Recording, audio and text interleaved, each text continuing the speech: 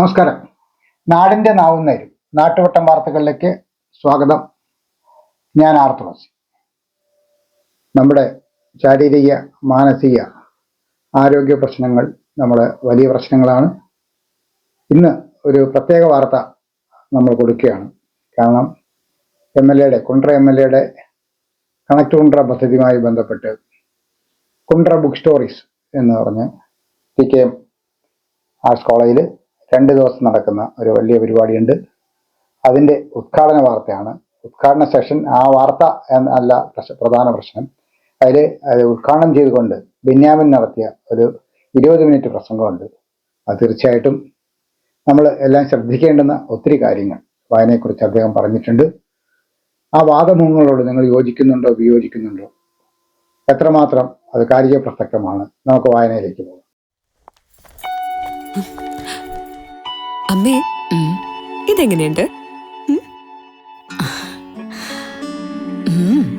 നന്നായിരിക്കുന്നു.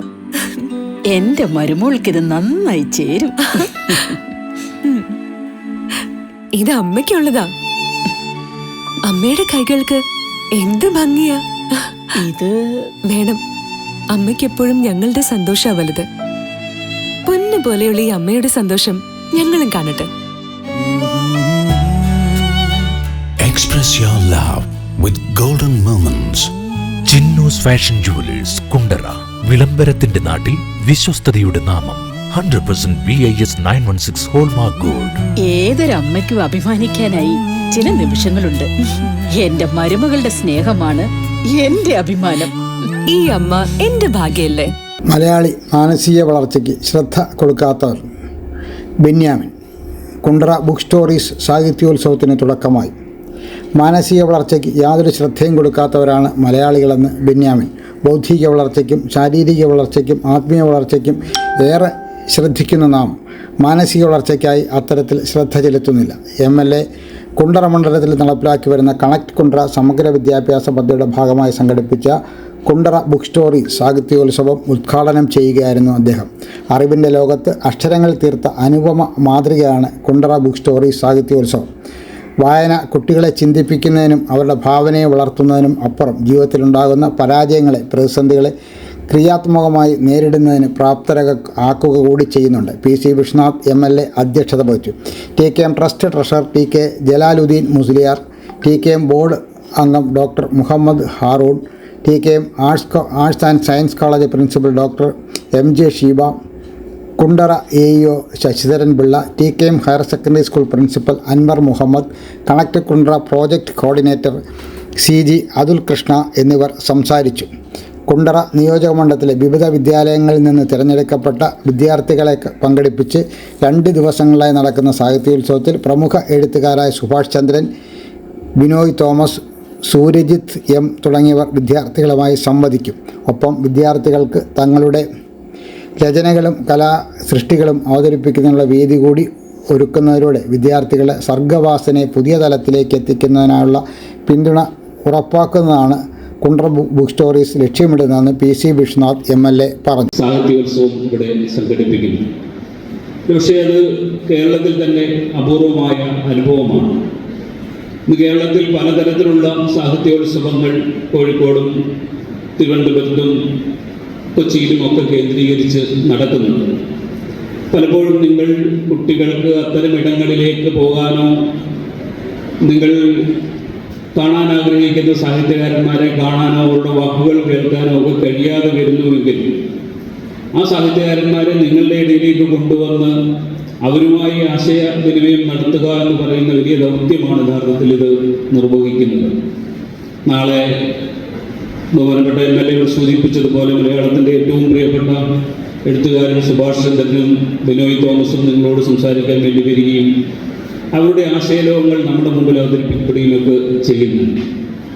വായനയുടെ പ്രാധാന്യം എന്ത് എന്ന ഒരു ചോദ്യത്തിൽ ഊന്നിക്കൊണ്ടാണല്ലോ ഇത്തരത്തിലുള്ള സാഹിത്യോത്സവങ്ങൾ സംഘടിപ്പിക്കുന്നത്. പൊതുവെ കേരളത്തിൻ്റെ ഒരു സാംസ്കാരിക പരിസരം പരിശോധിച്ചാൽ വായന വർദ്ധിച്ചു വരുന്നു എന്നുള്ളതാണ് യാഥാർത്ഥ്യം. പലപ്പോഴും വായന കുറയുന്നു എന്ന് നമ്മൾ വിലപിക്കുമ്പോൾ പോലും മൊത്തത്തിലുള്ള സാഹിത്യ അന്തരീക്ഷം നോക്കുമ്പോൾ വായനയോടുള്ള ആഭിമുഖ്യം കൂടുന്നു, പുസ്തകങ്ങളോടുള്ള ആഭിമുഖ്യം കൂടുന്നു, വായന പ്രധാനപ്പെട്ടതാണ് എന്ന് മനസ്സിലാക്കുന്നു. അങ്ങനെ മുന്നോട്ട് പോകുന്ന ഒരു അന്തരീക്ഷത്തിൽ നിങ്ങളിൽ ചിലർക്ക് മാത്രമായി ഈ അന്തരീക്ഷത്തിൽ നിന്ന് പിന്നോട്ട് മാറി നിൽക്കാൻ കഴിയില്ല എന്നുള്ളതാണ് യാഥാർത്ഥ്യം. കാരണം നമ്മൾ സമൂഹത്തിൽ ഇടപെട്ട് ജീവിക്കുമ്പോൾ നമ്മളുടെ വ്യക്തിത്വ വികാസത്തിന് എന്തൊക്കെ കാര്യങ്ങൾ കൊണ്ട് പൂരിപ്പിക്കാൻ കഴിയുമോ അത്തരത്തിലുള്ള എല്ലാ കാര്യങ്ങൾ കൊണ്ടും നമ്മൾ നമ്മളെ തന്നെ പൂരിപ്പിക്കുകയും അതിലൂടെ നമ്മുടെ വ്യക്തിത്വ വികാസത്തിന് ഉറപ്പ് വരുത്തുകയും ആണ് ചെയ്യേണ്ടത് എന്ന കാര്യത്തിൽ അതൊരു സംശയവുമില്ല. ഒരു വ്യക്തിയുടെ വികാസത്തിന് 4 തരത്തിലുള്ള വളർച്ചകൾ ആവശ്യമുണ്ട് എന്ന് പറയാനാണ്. ഒന്ന് ബൗദ്ധികമായ വളർച്ച, 2 ശാരീരികമായ വളർച്ച, 3 മാനസികമായ വളർച്ച, 4 ആത്മീയമായ വളർച്ച. മറ്റ് 3 വളർച്ചകൾക്കും നമ്മൾ പലതരത്തിലുള്ള ശ്രദ്ധ കൊടുക്കുന്നുവെങ്കിലും പലപ്പോഴും മാനസികമായ വളർച്ചയ്ക്കുള്ള ശ്രദ്ധ നാം വളരെ കുറച്ച് മാത്രമേ നൽകുന്നുള്ളൂ എന്ന് പലപ്പോഴും പല സന്ദർഭങ്ങളും പല വാർത്തകളും കേൾക്കുമ്പോൾ നമുക്ക് മനസ്സിലാവുന്നുണ്ട്. നമ്മുടെ ബൗദ്ധിക ശക്തി അളക്കുന്നതിന് IQ പരിശോധിക്കുക എന്ന് പറയുന്നു. സമാനമായി നമ്മളുടെ മാനസിക ശക്തി അളക്കുന്നതിന് ഇമോഷണൽ കോഷ്യൻ്റ് എന്ന് പറയുന്ന ഒരു പരീക്ഷണം നടത്തിയാൽ സത്യത്തിൽ നമ്മൾ പലരും മാനസികമായി വളരെ ദൗർബല്യമുള്ളവരാണ് എന്ന് കാണാൻ കഴിയും. ജീവിതത്തിൽ നേരിടേണ്ട ചില സന്ദർഭങ്ങളെ ശക്തിയോടുകൂടി നേരിടാൻ, ആർജവത്തോടുകൂടി നേരിടാൻ പലപ്പോഴും കഴിയാതെ പോകുന്നതിൻ്റെ പല ഉദാഹരണങ്ങൾ നമുക്കിടയിൽ കാണുന്നുണ്ട്. അപ്പം നിങ്ങൾ തന്നെ പ്രധാനപ്പെട്ട ചില പരീക്ഷകൾക്ക് വേണ്ടിയുള്ള തയ്യാറെടുപ്പുകളുടെ സമയം കൂടി അടുത്തു വരിക. ഒരു പരീക്ഷയിൽ ഒരു മാർക്ക് ഒരല്പം കുറഞ്ഞു പോയാൽ വല്ലാതെ തളർന്നു പോകുന്ന ഒരു എൻട്രൻസ് പരീക്ഷയിൽ ഒരു തവണ നിങ്ങൾക്ക് കയറിപ്പറ്റാൻ കഴിയുന്നില്ല എങ്കിൽ എൻ്റെ ജീവിതം ഇതോടെ അവസാനിച്ചു എന്ന് കരുതുന്ന തരത്തിൽ ഉള്ള ഒരു മാനസിക ഭാവം അറിയാതെ നിങ്ങളുടെ ഉള്ളിൽ വളർന്നു വരുന്നുണ്ട്. നമ്മൾ ആദ്യമായി മനസ്സിലാക്കേണ്ട പ്രധാനപ്പെട്ട കാര്യം എല്ലാ കുട്ടികളും എല്ലാ വിഷയങ്ങളും ഒരുപോലെ പഠിക്കാനും എല്ലാ വിഷയങ്ങളിലും 1-ാം ഗ്രേഡ് ആവാനും വേണ്ടി ജനിച്ചവരല്ല. നിങ്ങൾ എത്ര പേര് ഇവിടെ ഉണ്ടോ ഇത്രയും പേരിൽ വ്യത്യസ്തമായ കഴിവുകൾ ഉറങ്ങിക്കിടക്കുന്നുണ്ട് എന്നും ആ കഴിവുകൾ കണ്ടെത്താൻ വേണ്ടിയുള്ള മാർഗമാണ് യഥാർത്ഥത്തിൽ പരീക്ഷകൾ എന്നും അങ്ങനെ നമ്മളെ തന്നെ കണ്ടെത്തി അതിലൂടെ മുന്നോട്ട് പോകലാണ് പ്രധാനപ്പെട്ടതെന്ന് തിരിച്ചറിയുമ്പോൾ ഒരു പരീക്ഷയിലെ മാർഗമോ ഒരു എൻട്രൻസിലെ പരാജയമോ ഒന്നും നമ്മളെ തളർത്തുന്ന ഒന്നായി മാറുകയില്ല എന്നുള്ളതാണ് യാഥാർത്ഥ്യം.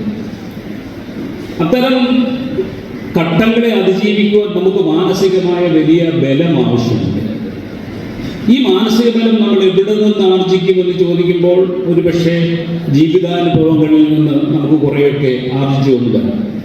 പക്ഷേ ഈ ചെറുപ്രായത്തിൽ നിങ്ങൾക്ക് എത്ര ജീവിതാനുഭവങ്ങളിലൂടെ കടന്നു പോകാൻ കഴിയുമെന്ന് ചോദിക്കുമ്പോൾ വളരെ ചെറിയ ജീവിതാനുഭവങ്ങൾ മാത്രമേ നമുക്കുള്ളൂ എന്ന ഒരു വലിയ പരിമിതിയുണ്ട്. അവിടെയാണ് പുസ്തകങ്ങൾ നമുക്ക് കൂട്ടായിട്ട് എത്തുന്നത്. ഓരോ പുസ്തകത്തിലൂടെയും നമ്മൾ കടന്നു പോകുമ്പോൾ പുതിയ തരം മനുഷ്യരെ, പുതിയ തരം സാഹചര്യങ്ങളെ, പുതിയ തരം സംസ്കാരങ്ങളെ, ഭാഷകളെ, അവർ നേരിടുന്ന പ്രശ്നങ്ങളെ, പ്രതിസന്ധികളെ, അവർ ജീവിതത്തിൽ അത് തരണം ചെയ്ത വിധത്തെയൊക്കെ പരിചയിക്കുകയാണ് യഥാർത്ഥത്തിൽ ചെയ്യുന്നത്. അതിലൂടെ നാം നമ്മുടെ ജീവിതത്തിൽ മുന്നോട്ട് പോകാനുള്ള വലിയൊരു ശക്തി ആർജിച്ചെടുക്കുകയും ചെയ്യുന്നുണ്ട്. കഥകൾ നമ്മുടെ ജീവിതത്തിൽ എന്ത് ഗുണമാണ് ഉണ്ടാക്കുന്നത് എന്ന ഒരു ചോദ്യം പലപ്പോഴും ഉന്നയിക്കുന്നുണ്ട്. ഇപ്പോൾ പുതിയ കാലത്ത് പലരും ചോദിക്കുന്ന ചോദ്യങ്ങളിലൊന്നും എന്തിനാണ് വായിക്കുന്നത് എന്നാണ്.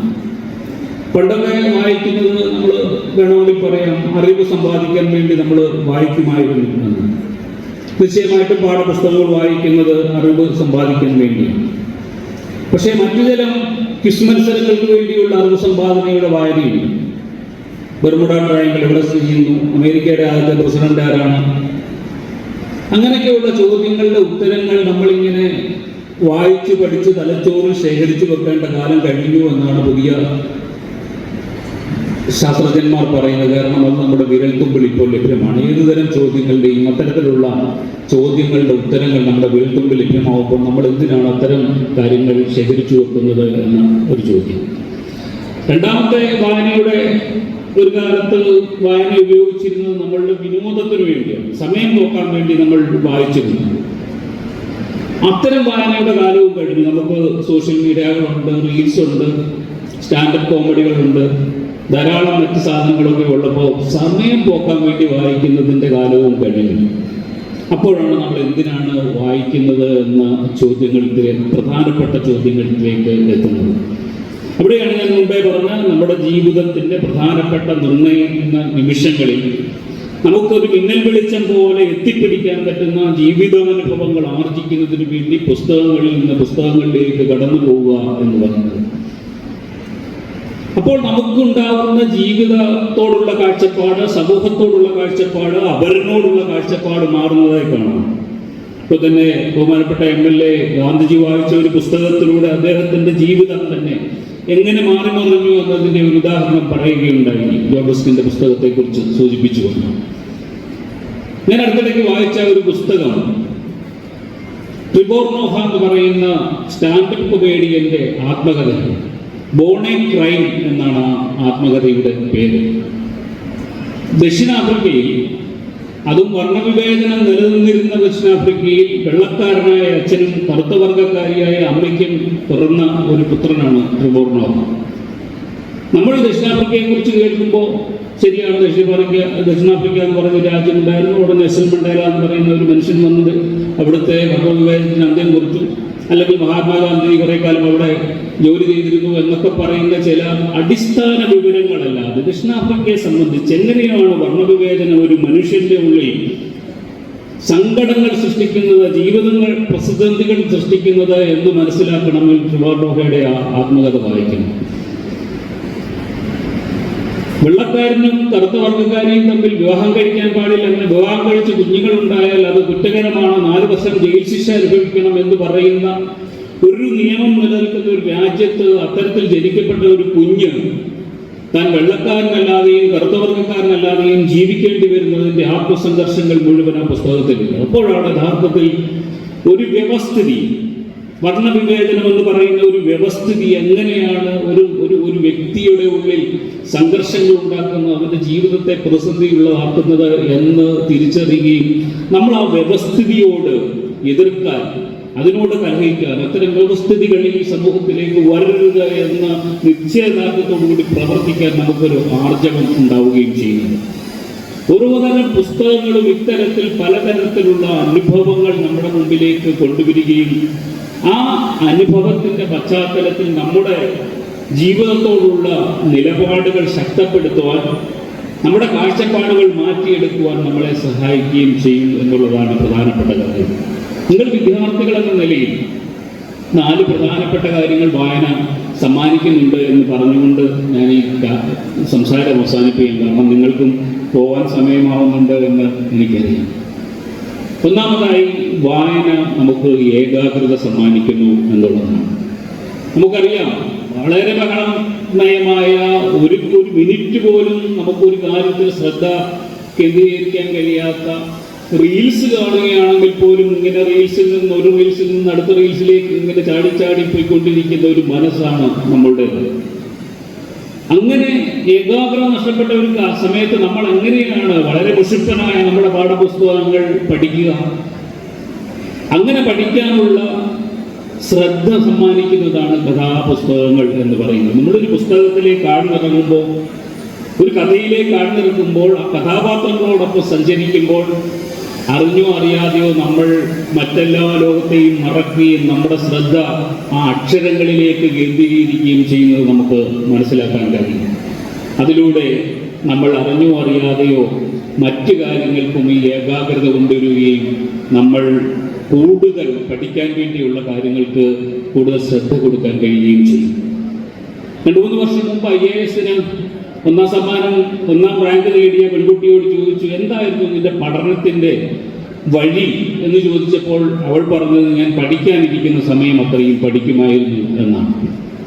അതെന്താണ് അങ്ങനെ പറയുന്നത് എന്ന് ചോദിക്കുമ്പോൾ പറയുന്നത്, നമ്മൾ പലപ്പോഴും പഠിക്കാനിരിക്കുന്ന സമയത്തിൽ നമ്മൾ പുസ്തകം തുറന്നു വെച്ചിട്ട് പഠിക്കുകയാണെന്ന് മറ്റുള്ളവരെ ധരിപ്പിക്കുകയും നമ്മളിങ്ങനെ മനസ്സുകൊണ്ട് വേറെ സഞ്ചാരങ്ങൾ നടത്തുകയും ശ്രദ്ധയില്ലാതിരിക്കുകയും ചെയ്യുക. അരമണിക്കൂർ നേരമാണ് നമ്മൾ പഠിക്കുന്നതെങ്കിൽ അരമണിക്കൂർ നേരം പഠിക്കാനും ആ പുസ്തകത്തിൽ മാത്രം ശ്രദ്ധ കേന്ദ്രീകരിക്കാനും നമുക്ക് കഴിയാതെ പോകുന്ന ഒരു കാലത്തിൽ കഥാപുസ്തകങ്ങൾ, നോവലുകൾ, ചെറുകഥകൾ നിങ്ങളെ ആ ഒരു കഴിവിലേക്ക് കൊണ്ടുവരികയും നിങ്ങളുടെ പാഠ്യത്തിലുള്ള മികവ് വല്ലാതെ വർദ്ധിക്കുകയും ചെയ്യുന്നതായി കാണാൻ കഴിയും. രണ്ടാമത്തെ പ്രധാനപ്പെട്ട കാര്യം, കഥകൾ നമ്മളെ സ്വപ്നം കാണാൻ പഠിപ്പിക്കുന്നു എന്നുള്ളതാണ്. ഒരു പുസ്തകം വായിക്കുമ്പോൾ നിങ്ങൾ അതിൻ്റെ ക്രിയേറ്ററാണ് എന്നുള്ളതാണ് ഒരു പുസ്തകത്തിൻ്റെ പ്രത്യേകത. നിങ്ങളൊരു സിനിമ കാണുമ്പോൾ, നിങ്ങളൊരു യൂട്യൂബിൽ ഒരു ചിത്രം കാണുമ്പോൾ, അല്ലെങ്കിൽ ഒരു നാടകം കാണുമ്പോൾ, നൃത്തം കാണുമ്പോൾ ഒക്കെ നിങ്ങൾ വെറും പ്രേക്ഷകൻ മാത്രമാണ്. എങ്കിൽ ഒരു പുസ്തകം വായിക്കുമ്പോൾ മാത്രമാണ് നിങ്ങൾ അതിൻ്റെ സൃഷ്ടാവായി മാറുന്നത്. ആടുജീവിതം എന്ന് പറയുന്ന നോവലിനെ കുറിച്ച് ഇവിടെ സൂചിപ്പിച്ചപ്പോൾ നിങ്ങളാരെങ്കിലും ആടുജീവിതം വായിച്ചിട്ടുണ്ടെങ്കിൽ ബെന്യാമിൻ എഴുതിയ ആടുജീവിതമേ അല്ല നിങ്ങൾ വായിക്കുന്നത്. നിങ്ങൾ സ്വപ്നം കാണുന്ന നിങ്ങളുടെ മനസ്സിലെ ആടുജീവിതമാണ്. നിങ്ങൾ ആണ് നജീബിനെ സ്വപ്നം കാണുന്നത്, നിങ്ങളാണ് മരുഭൂമിയെ സൃഷ്ടിക്കുന്നത്, നിങ്ങളാണ് അർബാബിനെ സൃഷ്ടിക്കുന്നത്, നിങ്ങളാണ് ഇബ്രാഹിം ഖാദിരിയെ സൃഷ്ടിക്കുന്നത്, നിങ്ങളാണ് ആ യാത്ര മുഴുവൻ സങ്കല്പിക്കുന്നത്. അതിലൂടെ നിങ്ങൾ സ്വപ്നലോകത്ത് ഒരു നിങ്ങളുടേതായ ഒരു ആടുജീവിതം സൃഷ്ടിക്കുകയാണ് ചെയ്യുന്നത്. ഇങ്ങനെ ഓരോ പുസ്തകത്തിലൂടെയും കടന്നു പോകുമ്പോൾ നിങ്ങൾ നിങ്ങളുടേതായ ഭാവനാശക്തി വർദ്ധിപ്പിക്കുകയും അതിലൂടെ നിങ്ങളുടെ ബ്രെയിനിന്റെ ശക്തി വർദ്ധിപ്പിച്ചെടുത്ത് നിങ്ങൾ എത്തപ്പെടുന്ന മേഖലയിൽ ഏറ്റവും ഭാവനാസമ്പന്നനായ വ്യക്തിയായി മാറും. നിങ്ങളൊരു ആർക്കിടെക്റ്റ് ആയാലോ, നിങ്ങളൊരു മെഡിസിൻ പ്രൊഫഷനായാലോ, നിങ്ങളൊരു ശാസ്ത്രജ്ഞനായാലോ, നിങ്ങളൊരു വിദ്യാഭ്യാസ വിദഗ്ധനായാലോ, നിങ്ങളൊരു ജനപ്രതിയായാലോ ഒക്കെ പുതിയ പുതിയ കാര്യങ്ങൾ ഭാവനയിൽ കാണാനും അത് ആവിഷ്കരിക്കാനുമുള്ള ശക്തി ആർജ്യം കിട്ടുന്നത് ഈ ഭാവനയുടെ ഈ ശക്തിയിലൂടെയാണ് എന്ന് മനസ്സിലാവും. ഞാൻ എപ്പോഴും കുട്ടികളോട് പറയുന്ന ഒരു കാര്യമുണ്ട്. ലോകത്തിലെ ഏറ്റവും വലിയ കെട്ടിടമായ ബുർജ് ഖലീഫ പണി കഴിക്കപ്പെട്ടത് എവിടെയാണോ എന്ന് ചോദിച്ചാൽ അത് സ്വപ്നം കണ്ട ആർക്കിടെക്റ്റിന്റെ മനസ്സിന്റെ ഉള്ളിലാണ് എന്ന് ഞാൻ പറയാറുണ്ട്. അദ്ദേഹമാണ് അത് ആദ്യമായി വിഭാവനം ചെയ്ത് ഇത്രയും വലിയൊരു ഉയരമുള്ളൊരു കെട്ടിടം ഉണ്ടാവണമെന്നും അതിന് ചില്ലുഗോപുരങ്ങൾ ഉണ്ടാവണമെന്നും അതിൻ്റെ കവാടങ്ങൾ എവിടെയായിരിക്കണമെന്നും അതിൻ്റെ രൂപം എങ്ങനെയായിരിക്കണമെന്നും ഒക്കെ സ്വപ്നം കണ്ടത് അദ്ദേഹമാണ്. പിന്നീടാണത് എഞ്ചിനീയർമാരും പണിക്കാരും ചേർന്ന് പണി കഴിപ്പിച്ചത്. എല്ലാ സ്വപ്നങ്ങളും കാണുന്നത് മനുഷ്യന്റെ ഭാവിയിലെ മുന്നോട്ടുള്ള വളർച്ചയ്ക്ക് വേണ്ടിയുള്ള എല്ലാ പട്ടവുകളും താണ്ടിയത് മനുഷ്യൻ സ്വപ്നങ്ങളെ ചവിട്ടിയാണ്. സ്വപ്നങ്ങളില്ലായിരുന്നുവെങ്കിൽ നമ്മൾ ഗുഹാനിവാസികളായി അന്ന് അവിടെ തന്നെ താമസിക്കുമായിരുന്നു. മനുഷ്യൻ തീ കണ്ടുപിടിച്ചത്, ചക്രം കണ്ടുപിടിച്ചത്, അതിനുശേഷമുള്ള മനുഷ്യന്റെ പുരോഗതിയുടെ കാലഘട്ടത്തിലെ ഓരോന്നും, ഭാഷ കണ്ടുപിടിച്ചത്, പുസ്തകം കണ്ടുപിടിച്ചത്, അച്ചടി കണ്ടുപിടിച്ചത്, ഇപ്പോൾ കമ്പ്യൂട്ടർ കണ്ടുപിടിച്ചത്, വിമാനം കണ്ടുപിടിച്ചത് എല്ലാം മനുഷ്യന്റെ ഭാവനയിൽ നിന്നാണ്. നിങ്ങളെപ്പോലുള്ള ഏതോ രണ്ട് കുട്ടികൾ ഒരു കടൽ തീരത്ത് നിന്നുകൊണ്ട് പക്ഷികൾ പറന്നു പോകുന്നത് കണ്ടപ്പോൾ അയ്യോ ഞങ്ങൾക്കും ഇതുപോലെ പറക്കാൻ കഴിഞ്ഞിരുന്നെങ്കിൽ എന്ന് കഴിയുന്ന സ്വപ്നത്തിൽ നിന്നാണ് വിമാനം കണ്ടുപിടിക്കുന്നത്. നമ്മളെപ്പോലെ മടിയന്മാരായ ഏതോ ഒരു വിദ്യാർത്ഥി വീട്ടിൽ നിന്ന് സ്വപ്നം കണ്ടതാണ് ഇവിടെ നിന്ന് എഴുന്നേറ്റ് പോയി ടിവിയുടെ സ്വിച്ച് ഞെക്കാൻ വയ്യ, ഇവിടെ ഇരുന്നുകൊണ്ട് ഞെക്കാൻ പറ്റിയിരുന്നെങ്കിൽ എന്ന് കണ്ടിട്ടാണ് റിമോട്ട് കൺട്രോൾ എന്ന് പറയുന്ന ഒരു സാധനം കണ്ടുപിടിച്ചത്. വഴിയിലൂടെ നടക്കുമ്പോൾ എനിക്ക് വീട്ടിലേക്ക് സംസാരിക്കാൻ കഴിയുമായിരുന്നെങ്കിൽ എന്ന് സ്വപ്നം കണ്ട ഒരു ആ സ്വപ്നത്തിൽ നിന്നാണ് മൊബൈൽ ഫോൺ എന്ന് പറയുന്ന ഒരു വസ്തു നമ്മളുടെ ഇടയിലേക്ക് വരുന്നത്. ഇപ്പോൾ മനുഷ്യന്റെ പുരോഗതിയിലെ ഓരോ ചുവടുവെപ്പിലും സ്വപ്നം കാണുക എന്നത് വളരെ പ്രധാനപ്പെട്ട കാര്യമായിരിക്കെ നാളത്തെ ലോകം എങ്ങനെയായിരിക്കണമെന്ന് നിശ്ചയിക്കാനുള്ള കഴിവ് നിങ്ങളിൽ നിക്ഷിപ്തമാണ്. നിങ്ങൾ കാണുന്ന സ്വപ്നങ്ങളിലൂടെയാണ് വളരേണ്ടത് എന്നുള്ളത് പുസ്തകങ്ങൾ വായിച്ച് നിങ്ങളുടെ ഭാവനാശക്തി വർദ്ധിപ്പിക്കുക എന്ന് പറയുന്ന വലിയ കാര്യമുണ്ട്. മൂന്നാമത്തെ കാര്യം, ഒരു ജീവിതത്തിനുള്ളിൽ പല ജീവിതങ്ങൾ ജീവിക്കാൻ പുസ്തകങ്ങൾ നമ്മളെ സഹായിക്കുന്നു എന്നുള്ളതാണ്. നമ്മളൊക്കെ ഈ ചെറിയ സ്ഥലത്ത് കുഞ്ഞു ജീവിതം ജീവിച്ച് അവസാനിക്കുന്നത് മാത്രമല്ല, അതിനപ്പുറത്ത് വിശാലമായ ലോകമുണ്ടായിരുന്നുവെന്നും വിശാലമായ മനുഷ്യകുലമുണ്ടായിരുന്നുവെന്നും ഇവരൊക്കെ വ്യത്യസ്തതരമായ ജീവിതങ്ങളിലൂടെയാണ് കടന്നു പോകുന്നത് എന്നും അത്തരം വ്യത്യസ്തമായ അനുഭവങ്ങളിലൂടെ കടന്നുപോയ മനുഷ്യരെങ്ങനെയാണ് ജീവിതത്തെ നേരിട്ടതെന്നും ഒക്കെ അറിയുന്നതിനും മനസ്സിലാക്കുന്നതിനും നമ്മൾ അവരിലേക്ക് ഇറങ്ങിച്ചെല്ലുന്നതിനും അവരോട് ദയയും കാരുണ്യവും സ്നേഹവും സഹാനുഭൂതിയും ഒക്കെ വർദ്ധിപ്പിക്കുന്നതിനും നമ്മുടെ ഉള്ളിൽ ഉറഞ്ഞു കിടക്കുന്ന വന്യതയെ നശിപ്പിച്ച് നമ്മൾ സ്നേഹമുള്ള ജീവികളായി മാറുന്നതിനും പുസ്തകങ്ങൾ നമ്മളെ സഹായിക്കുന്നു എന്നുള്ളത് യാതൊരു സംശയവുമില്ല. നാലാമതും പ്രധാനമായി പുസ്തകങ്ങൾ നമ്മളെ തോൽക്കാൻ പഠിപ്പിക്കുന്നു എന്നുള്ളതാണ്. നിങ്ങളിപ്പോൾ വിചാരിക്കും അയ്യോമേ തോൽക്കാൻ പഠിക്കുകയോ, എന്തിനാണ് തോൽക്കാൻ പഠിക്കുന്നത്, ഞങ്ങളൊക്കെ ജയിക്കാൻ വേണ്ടി മാത്രം പഠിച്ചവരല്ലേ? ശരിയാണ്, ഞങ്ങൾ അധ്യാപകരും മുതിർന്നവരും സാമൂഹ്യ പ്രവർത്തകരും എഴുത്തുകാരും ഒക്കെ നിങ്ങളോട് എപ്പോഴും പറഞ്ഞുകൊണ്ടേയിരിക്കുന്നത് ജയിക്കാൻ വേണ്ടി പഠിക്കൂ, ജയിക്കാൻ വേണ്ടി പഠിക്കൂ, ജയിക്കാൻ വേണ്ടി പഠിക്കൂ, 100% മാർക്ക് വാങ്ങിക്കൂ, A+ വാങ്ങിക്കൂ, എന്നിട്ട് പോസ്റ്ററിൽ പേര് വരുമെന്നാണ് ഞാൻ നിങ്ങളോട് പറയുന്നത്. വല്ലപ്പോഴും ഒക്കെ ജീവിതത്തിൽ തോൽക്കാനും പഠിക്കണം. ജീവിതത്തിൽ വല്ലപ്പോഴും ഒക്കെ തോൽക്കാനും പഠിക്കണം. ഒരു അധ്യാപകൻ നിങ്ങളെ വഴക്ക് പറഞ്ഞാലുടൻ എൻ്റെ ജീവിതം നശിച്ചു എന്ന മട്ടിൽ പോയി ആത്മഹത്യ ചെയ്യാനുള്ളതല്ല എൻ്റെ ജീവിതം എന്ന്, അത് നിങ്ങളുടെ നന്മയ്ക്ക് വേണ്ടി പറയുന്ന ഒരു വഴക്കാണ് എന്ന്. നിങ്ങളുടെ മാതാപിതാക്കൾ നമ്മളെ ഒന്ന് ശാസിച്ചാലുടൻ അവരോട് പെടുങ്ങാനുള്ളതല്ല എന്ന്, അവരുടെ മുമ്പിൽ ഒന്ന് തലകുനിക്കാനുള്ള തോൽക്കാനുള്ള ഒരു മനസ്സ് നമുക്ക് ഉണ്ടാവേണ്ടതുണ്ട്. ഞാൻ മുമ്പേ സൂചിപ്പിച്ചതുപോലെ ഏതെങ്കിലും ഒരു പരീക്ഷയിൽ ഏതെങ്കിലും മാർക്ക് കുറഞ്ഞു പോയാൽ കൈവിട്ട് കളയാനുള്ളതല്ല എൻ്റെ ജീവിതമൊന്നും, എനിക്കിനിയും ബഹുദൂരം മുന്നോട്ട് സഞ്ചരിക്കാറുണ്ട് എന്നും ആ സഞ്ചാരത്തിൽ എനിക്ക് എൻ്റെ കഴിവ് എൻ്റെ ഉള്ളിലുണ്ട് എന്നും അതിൽ എത്തപ്പെടുന്നതുവരെ ഞാൻ കഠിനാധ്വാനം ചെയ്തുകൊണ്ടിരിക്കും എന്നും നമ്മളെ പഠിപ്പിക്കാൻ നമ്മൾ പലപ്പോഴും ഒക്കെ തോക്കേണ്ടതുണ്ട്. ചില ജീവിതമെന്ന് പറയുന്നത് സന്തോഷങ്ങളുടേത് മാത്രമല്ല, അതിൽ ദുഃഖങ്ങളുണ്ട്, തോൽവികളുണ്ട്, പ്രയാസങ്ങളുണ്ട്, സങ്കടങ്ങളുണ്ട്. എന്ത് പ്രതിസന്ധി ഉണ്ടായാലും അതിനെ ഇങ്ങനെ അതിജീവിക്കാൻ, മരുഭൂമിയിൽ നജീബ് തൻ്റെ ജീവനെ ഇങ്ങനെ ചേർത്ത് പിടിച്ച് ജീവിച്ചതുപോലെ എനിക്ക് ജീവിക്കാൻ കഴിയുമെന്ന ഒരു ആത്മവിശ്വാസത്തിൻ്റെ വെളിച്ചം നിങ്ങൾക്കുണ്ടാവണമെങ്കിൽ ആ പുസ്തകങ്ങളിലൂടെ കടന്നു പോവുകയും തോൽവിയെ നേരിട്ട് അനേകം മനുഷ്യരുടെ ജീവിതങ്ങൾ മനസ്സിലാക്കുകയും വേണം. ഇങ്ങനെ മനസ്സിലാക്കുമ്പോഴാണ് ജീവിതം എന്ന് പറയുന്നത് ഇങ്ങനെ മുന്നോട്ട് പോകുമ്പോൾ പുതിയ പുതിയ കാര്യങ്ങൾ പഠിച്ച് പുതിയ പുതിയ അനുഭവങ്ങളിലൂടെ നമ്മൾ മുന്നോട്ട് പോകും എന്ന്. മലയാളത്തിൻ്റെ വിഖ്യാതനായ എഴുത്തുകാരൻ ആനന്ദ് പറയുന്ന ഒരു കാര്യമുണ്ട്. നമ്മുടെ ജീവിതം ഇരുട്ട് നിറഞ്ഞ ഒരു ഗുഹയിലൂടെയുള്ള ഒരു യാത്രയാണ്.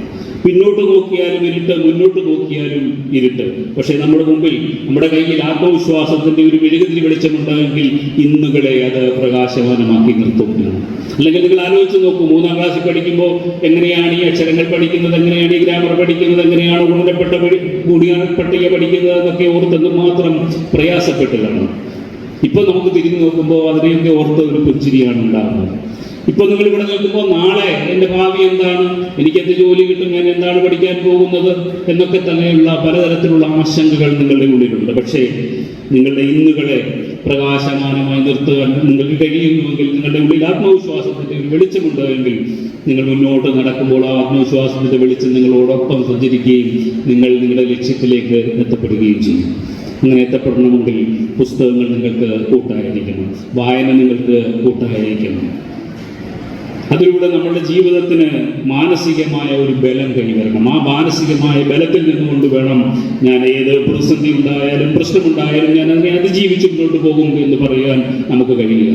അത്തരത്തിൽ നമ്മുടെ ജീവിതത്തിൽ എല്ലാ കാലത്തും കൂട്ടായിരിക്കുന്ന പുസ്തകങ്ങൾക്ക് വേണ്ടി അതിനോട് അടുപ്പിക്കുന്ന, സാഹിത്യത്തോട് അടുപ്പിക്കുന്ന, കലകളോട് അടുപ്പിക്കുന്ന ഒന്നാണ് കുണ്ടറ ബുക്ക് സ്റ്റോറീസ് എന്ന ഉറച്ച വിശ്വാസത്തോടെ ഇതൊരു മികച്ച തുടക്കമാവട്ടെ. വരും വർഷങ്ങളിൽ ഇതിലും ശക്തമായി, ഇതിലും മനോഹരമായി, ഇതിലും കൂടുതൽ കുട്ടികളെ സംഘടിപ്പിച്ചുകൊണ്ട് ഈ കുണ്ടറ ബുക്ക് സ്റ്റോറീസ് നടത്താൻ ഇതിൻ്റെ പ്രവർത്തകർക്ക് കഴിയട്ടെ. ഇതിന് മുൻകൈയെടുത്ത PC വിശ്വനാഥ് MLA അഭിനന്ദിച്ചുകൊണ്ട് കുണ്ടറ ബുക്ക് സ്റ്റോറീസ് ഉദ്ഘാടനം ചെയ്തതായി അറിയിച്ചുകൊണ്ട് എൻ്റെ വാക്കുകൾ നിർത്തുന്നു. നന്ദി, നമസ്കാരം. This year, once again, Venus College has created history. We are proud to announce an extraordinary achievement. 344 students scored full A+ across Kerala. Out of them, 267 are from Class 10 and 77 are from Plus 2. Venus continues to hold the title of Kerala's #1 result-producing tuition center. We offer focused career guidance sessions that shape aspirations into clear goals. For science aspirants, we provide expert entrance coaching, and for commerce and humanities students, we provide civil service coaching that builds a strong foundation for the future. Our specially designed 100+ A+ coaching programs and the signature WinMaths coaching programs ensure every student not only learns but thrives. Want to speak with confidence? Enroll in our special spoken English classes. New batch starting June 16th. Here's what makes us exceptional. We also nurture creativity, curiosity, and character through arts festival, sports meets, science fairs, study tours, variety exams, and mock tests. Every student finds their spark. With branches strategically located at Kundara, Elamballur, Kudimuthikadu, and Chuvallur, Venus is more than just an institution. It is a growing network of excellence accessible to every aspiring student. Admissions are open now. Seats are limited and filling fast. Enroll today and be the part of the legacy of excellence. നാട്ടുവട്ട വാർത്തകൾ എന്നിവിടെ പൂർണ്ണമാകുമ്പോൾ ലൈല ക്രിയേഷൻസിന്റെ ബാലിൽ പുറത്തിറക്കിയിട്ടുള്ള 22 ഹ്രസ്വ ചിത്രങ്ങൾ യൂട്യൂബിൽ ലഭ്യമാണ്. ആര് മുതൽ നീതി വരെയുള്ള ചിത്രങ്ങളാണവ. നിങ്ങൾ ആ ചിത്രങ്ങളെല്ലാം ഒന്ന് കാണുക, നിങ്ങളുടെ അഭിപ്രായങ്ങൾ യൂട്യൂബിൽ രേഖപ്പെടുത്തുകയും ചെയ്യണം എന്ന അഭ്യർത്ഥനയോടെ നാളെ രാത്രി വീണ്ടും പരസ്പരം നമുക്ക് നമ്മുടെ മൊബൈൽ ഫോണുകളിലൂടെ കാണാം. അതുവരെ നാട്ടുവട്ടം ടീമിന്റെ സ്നേഹം, ആദരം.